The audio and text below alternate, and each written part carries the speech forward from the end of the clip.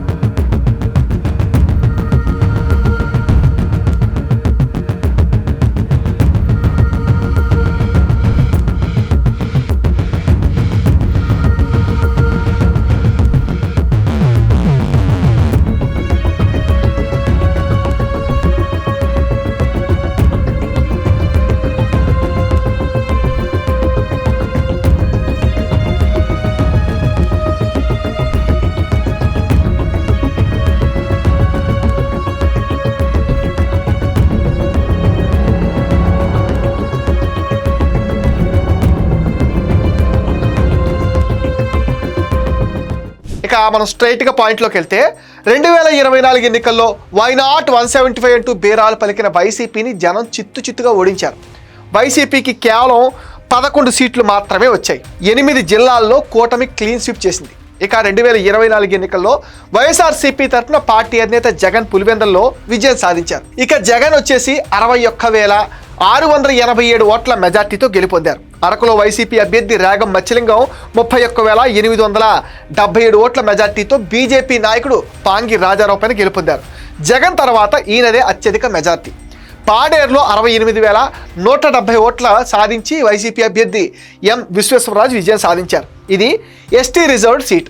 ఇక్కడ తెలుగుదేశం అభ్యర్థి గిడ్డి ఈశ్వరి ఓటమి పాలయ్యారు. ఎర్రగొండపాలెంలో వైసీపీ అభ్యర్థి టి చంద్రశేఖర్ 5,200 ఓట్ల మెజార్టీతో గెలుపొందారు. రాష్ట్ర మంత్రి సిట్టింగ్ ఎమ్మెల్యే ఆదిమూలం సురేష్ను కాకుండా ఇక్కడ కొత్త అభ్యర్థి చంద్రశేఖర్కు వైసీపీ అవకాశం ఇచ్చింది. తెలుగుదేశం పార్టీ కూడా మొదటిసారిగా గూడూరు ఎరిక్సన్ బాబును బరిలో నిలిపింది.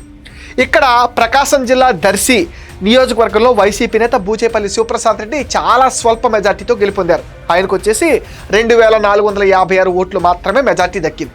బద్వేల్లో దాసరి సుధా విజయం సాధించారు. ఆమెకు 18,567 ఓట్ల మెజార్టీ లభించింది. బీజేపీ అభ్యర్థి బొజ్జా రోషనకు 71,843 ఓట్లు సాధించి ఓడిపోయారు. రాజంపేటలో అమర్నాథ్ రెడ్డి 7,000కు పైగా ఓట్లతో నెగ్గింది. టీడీపీ నేత బాలసుబ్రహ్మణ్యంపై ఆయనకు 7,016 ఓట్ల మెజార్టీ లభించింది. ఇక 2019లో ఇక్కడ వైసీపీ నుంచి మేడా మల్లికార్జున్ రెడ్డి 35,000 ఓట్ల మెజార్టీ సాధించారు. ఇంత తక్కువ మెజార్టీ లభించడంతో ఈసారి కూటమి అభ్యర్థి పోటీ చేస్తే వైసీపీకి అయితే దెబ్బపట్టం ఖాయం. మంత్రాలయంలో వైసీపీ అభ్యర్థి వై బాలనాగిరెడ్డి 12,805 ఓట్ల మెజార్టీతో విజయం సాధించారు. ఆలూరులో వైసీపీ అభ్యర్థి విరూపాక్షి స్వల్ప మెజార్టీతో గెలిచారు. టీడీపీ నాయకుడు బి వీరభద్రగౌడ్పై ఆయన గెలుపొందారు. తంబాలపల్లిలో వైసీపీ అభ్యర్థి పి ద్వారకానాథ్ రెడ్డి 10,000 పైచిలకు ఓట్ల మెజార్టీతో, అలాగే తెలుగుదేశం అభ్యర్థి డి జయచంద్రారెడ్డి పైన ఆయన విజయం సాధించారు. జగన్ కేబినెట్లో మంత్రులుగా పనిచేసిన వాళ్ళంతా ఘోరంగా ఓటమి పాలవగా ఒక్క పెద్దిరెడ్డి రామచంద్రారెడ్డి మాత్రమే ఈ ఎన్నికల్లో విజయం సాధించగలిగారు.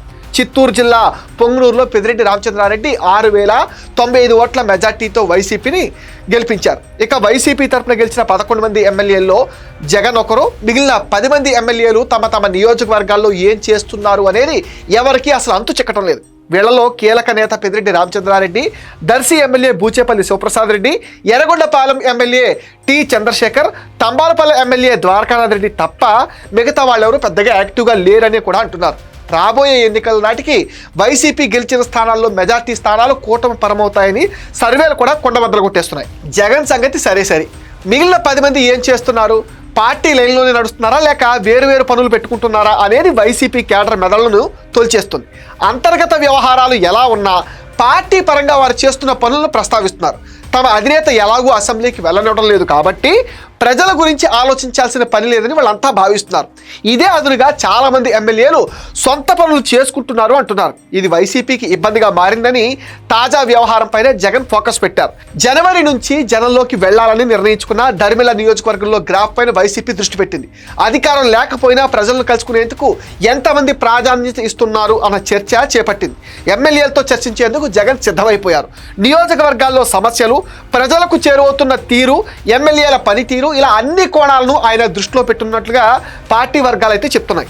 అయితే క్షేత్రస్థాయిలో జరుగుతున్న పరిణామాలపైన ఎక్కువగా దృష్టి పెట్టడం లేదని సమాచారం. కానీ పార్టీ కోసం ఖర్చు పెట్టడానికి ఎవరు కూడా ముందుకు రావట్లేదన్నది ఒక బహిరంగ రహస్యం.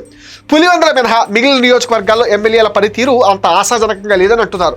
కొన్ని నియోజకవర్గాల్లో ఎమ్మెల్యేలు ఇతర పార్టీ నేతలతో కలివిడిగా ఉంటున్నారని, వ్యాపార వ్యవహారాల్లో తనమునకలయ్యారన్న వాదనపైన జగన్ సీరియస్ అవుతున్నారని కూడా అంటున్నారు. వైసీపీ గెలిచిన నియోజకవర్గాల్లో తాజా పరిస్థితిని సర్వే సంస్థలు వ్యక్తుల ద్వారా సేకరిస్తున్నారని వైసీపీలో ఒక గట్టి టాక్ అయితే వినిపిస్తుంది. దీంతో ఆయా నియోజకవర్గాల పనితీరును కూడా పరిశీలించనున్నారు. మరోవైపు వైసీపీ ఎమ్మెల్యేలు జనం గురించి ఆలోచించడం లేదని, జగన్ గురించి భయపడుతున్నారని కూటమి నేతలు అయితే హైలైట్ చేస్తున్నారు. ఏపీ స్పీకర్ అయ్యన్న పాత్రుడు ఈ మధ్య నో వర్క్ నో పే విధానం పైన ఒత్తిడి తెస్తున్నారు. 11 మంది వైసీపీ సభ్యుల తీరుపైన ఎప్పటికప్పుడు సరికొత్తగా పాత అస్త్రాలనే వాడేస్తున్నారు. సభకు రాకుండా జీతాలు ఎలా తీసుకుంటారంటూ ప్రశ్నిస్తున్నారు. నో వర్క్ నో పే విధానం అమలు చేయాలంటూ ప్రపోజల్ పెడుతున్నారు. స్పీకర్ పెడుతున్న ఒత్తిడితో వైసీపీ నేతలు ఇబ్బంది పడుతున్నారు. 2024 ఎన్నికల్లో ఓడి 11 సీట్లకే పరిమితమైనప్పటి నుంచి అసెంబ్లీకి రావటం లేదు వైసీపీ సభ్యులు. బడ్జెట్ సెషన్ మొదటి రోజు సభకు అటెండ్ అయ్యి ఆ తర్వాత అటువైపు చూడటం లేదు విపక్ష వైసీపీ. అయితే సభకు అటెండ్ కాకుండా అసెంబ్లీ అటెండెన్స్ రిజిస్టర్లో మాత్రం సంతకాలు పెట్టి జీతభత్యాలు తీసుకోవడంపై విమర్శలు వస్తున్నాయి. మీరు ఎన్నుకున్న మీ ఎమ్మెల్యేలు ఏం చేస్తున్నారు నిలదీయండి కూటమి నేతలు ప్రజలకు అస్త్రాలు ఇస్తున్నారు. అంతెందుకు అసెంబ్లీకి రాకుంటే రాజీనామా చేయాలంటూ స్వయంగా జగన్ చెల్లెలు ఏపీ కాంగ్రెస్ అధ్యక్షురాలు షర్మిల మాటలు దాడి చేయటం వైసీపీ శ్రేణులకు అసలు మింగుడు పట్టడం లేదు. వైసీపీ నేతల తీరుని జాతీయ స్థాయిలో ఎండగట్టేందుకు కూటమి నేతలు కూడా ప్రయత్నాలు చేయడం జగన్ అండ్ కోకి అసలు మింగుడు పట్టడం లేదు. అసెంబ్లీకి రాకుండా విమర్శలు చేయడంపై వారు పునరాలోచన చేయాలని, అసెంబ్లీకి వచ్చి ప్రభుత్వాన్ని నిలదీయాలని రాజకీయ విశ్లేషకులు కూడా కోరుతున్నారు.